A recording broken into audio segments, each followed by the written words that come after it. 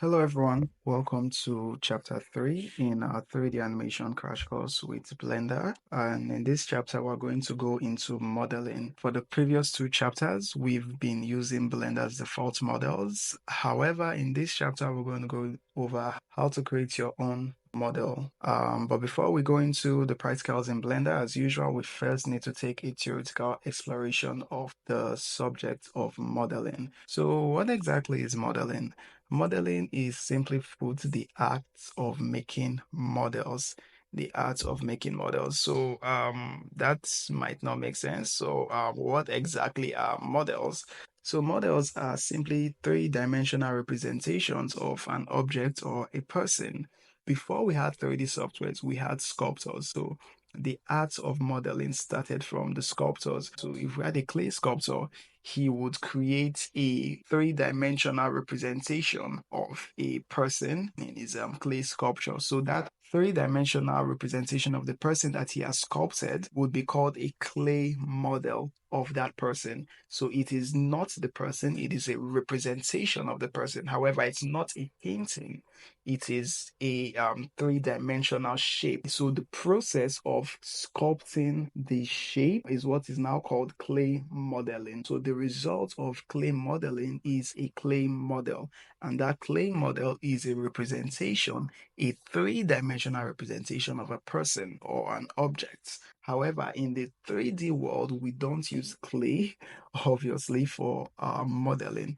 Instead, we use what are called polygons. However, polygons are just one part of a couple of elements that make up a 3D model. So let us explore what exactly are 3D models made of. So 3D models are made of four things actually: vertices, edges, faces or polygons, and meshes. A vertex is the unit of, is the atomic unit of a 3D model. Two vertices connected together makes an edge. Three or more edges connected together makes a face. And a couple of faces connected together makes a mesh. And a mesh is what creates a 3D object. So what is a vertex? A vertex is simply just a dot or a point. Honestly, that is all a vertex is. So while a vertex can exist on its own, a vertex can't really do anything. So in the context of creating a 3D shape or a 3D model, a vertex becomes a place where two edges can meet. So an edge is simply just a line. So where two or more lines meet and connect together, the point where they connect together is what we call a vertex.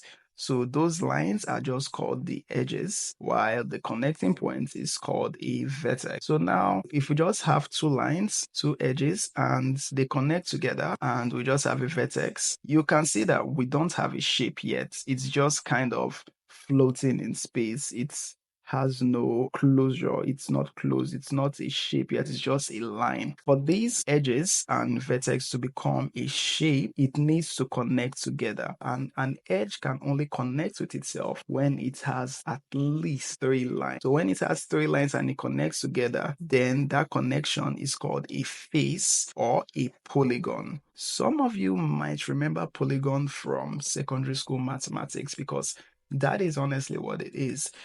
You have a triangle. A triangle is a polygon that has three sides. In 3D, we call triangles tris for short. So this is edge 1, edge 2, and edge 3, and vertex 1, vertex 2, and vertex 3. Three edges, three vertices. And if the shape has four sizes, it's called a quadrilateral or quad for short. The quadrilateral has four vertices: vertex 1, vertex 2, vertex 3, vertex 4, and four edges as well. However, some people might ask, well, isn't it a square? It's not. Yes, a square is a quadrilateral, but a quadrilateral doesn't have to be a square, because a quadrilateral just means any shape that has four edges or four vertices. A square is a quadrilateral. A rectangle is a quadrilateral. A parallelogram is a quadrilateral. A trapezoid shape is a quadrilateral. I don't remember what the shape is. It's also a quadrilateral. So long as it has 4 edges, it is a quadrilateral. So we also have 5 edges, we have 6 edges, we have 7 edges and above. However, in 3D modeling, anything higher than 4 polygons, anything higher than a quadrilateral is just called an n-gon. And if you remember the word n in mathematics, n just refers to unknown. So we say n number of things, because in 3D, it is not advised for your polygon or your face to have more than 4 sides. Because once you have more than 4 sides, it becomes difficult to manage. Your mesh or your 3D shapes begins to have some glitches. It begins to glitch out. It begins to have artifacts. It becomes very difficult to deform, and you might have difficulty, creating things like edge loops and all that, but you'll find out more about that. But the best and most optimal way of creating a 3D model is to make sure that that model is made up of triangles or quadrilaterals. So now a triangle on its own, or let's just say a quadrilateral on its own, it doesn't exactly create a 3D shape. It's just like a square. It doesn't have a form yet. However, when you link multiple squares together and they go around, link them to the point that they create a 3-dimensional form, then this linking of multiple faces together is called a mesh. A mesh, in its technical terms, is a giant shape that is made up of smaller interconnected or interlaced shapes. So that is what a mesh is. So now, if we take a cube, we have a square, but that square, when you connect this square together, you have a cube. And one more thing that you can do to a face is that you can make that face have more faces. That's what they call subdivision. And from there, you can even deform the shape even more and make even complex shapes. So the entire concept that I'm trying to pass across here is that every single 3D form that you have ever seen is made up of smaller squares, more accurately quads, or small triangles that are just put together to create this giant 3D form. The more polygons that a 3D object is made of, the more easier it is for it to deform, or the more clearer the shape is. Think of it like a picture. The higher the resolution of a picture, the clearer that picture is. If the picture is low resolution, the picture will not be clear. If the picture is high resolution, the picture can be very clear.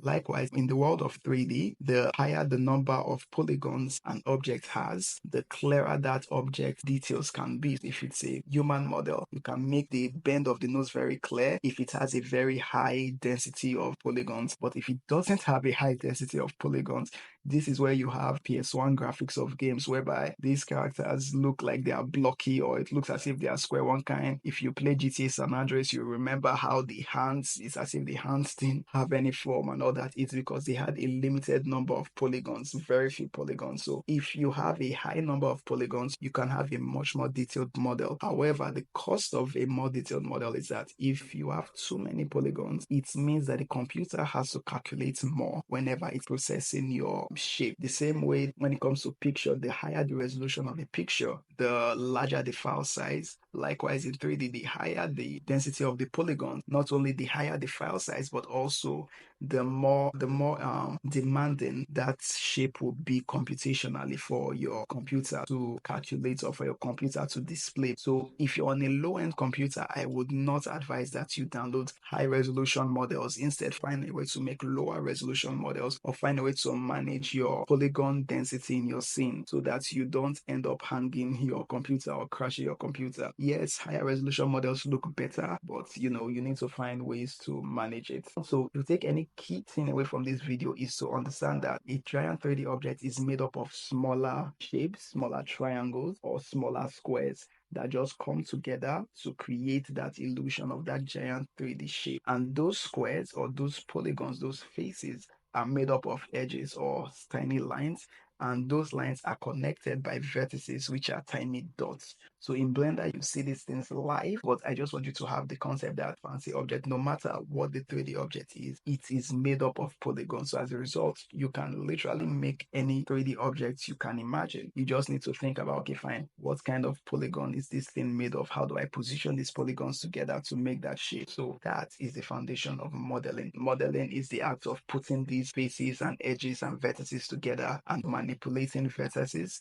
edges and faces so that we can create a 3D object or a 3D mesh or a 3D form. So if you join us in our next video, we're going to go straight into Blender and we're going to create our first 3D model. And that model is what we're going to use in our 3D commercial in the finale. So I'll catch you there.